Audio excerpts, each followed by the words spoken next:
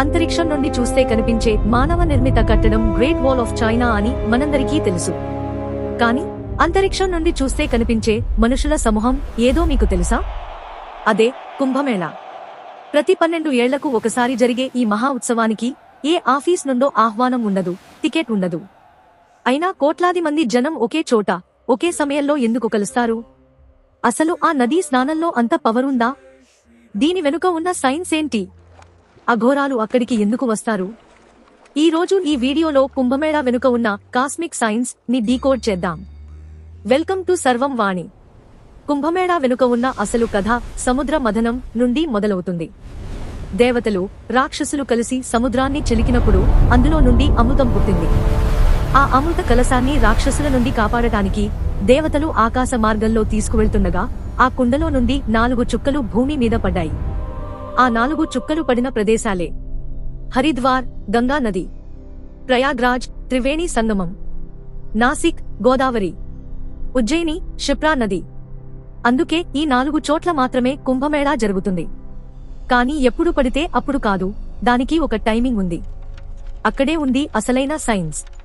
చాలా మంది ఇది మూఢనమ్మకం అనుకుంటారు, కానీ మన ఋషులు దీని వెనుక ఒక అద్భుతమైన ఆస్ట్రోనమీని దాచారు. కుంభమేళా ప్రతి 12 ఏళ్లకు ఒకసారి ఎందుకు వస్తుంది? ఎందుకంటే గురుగ్రహం సూర్యుడి చుట్టూ ఒక రౌండ్ వేయడానికి సరిగ్గా 11.86 సంవత్సరాలు, అంటే సుమారు 12 ఏళ్లు పడుతుంది. ఎప్పుడైతే గురుగ్రహం, సూర్యుడు మరియు చంద్రుడు ఒక ప్రత్యేకమైన రేఖలో వస్తారో ఆ సమయంలో ఆయా నదుల మీద అయస్కాంత శక్తి విపరీతంగా పెరుగుతుంది. ఆ సమయంలో నదిలోని నీరు సాధారణ నీటిలా ఉండదు. గ్రహాల ప్రభావం వల్ల ఆ నీరు పాజిటివ్ అయాన్స్ తో చార్జ్ అవుతుంది.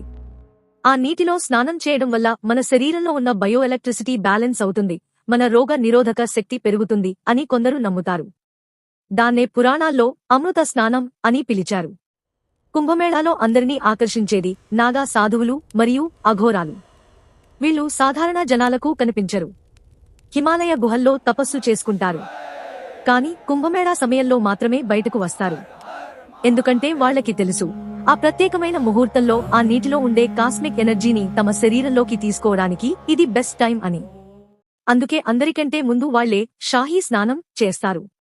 చివరగా కుంభమేళా అంటే కేవలం నదిలో మునిగి లేవడం కాదు, అది విశ్వశక్తితో కనెక్ట్ అవ్వడం. జాతి, మతం, కులం, పేద, ధనిక అనే తేడా లేకుండా కోట్ల మంది మనుషులు ఒకే నమ్మకంతో ఒకే నీటిలో స్నానం చేసే అద్భుత ఘట్టం ఇది. మనిషిని, ప్రకృతిని, విశ్వాన్ని కలిపే ఈ పవిత్ర బంధమే సనాతన ధర్మం. మీలో ఎంతమంది కుంభమేళాకి వెళ్లారు? 144 సంవత్సరాలకు వచ్చే మహాకుంభ మేళా గురించి కావాలి అంటే కింద కామెంట్ చేయండి. ఈ వీడియో నచ్చితే లైక్ చేసి మన సంస్కృతి గొప్పతనాన్ని అందరికీ షేర్ చేయండి మరియు సర్వం వాణి ని సబ్స్క్రైబ్ చేసుకోండి. జై హింద్.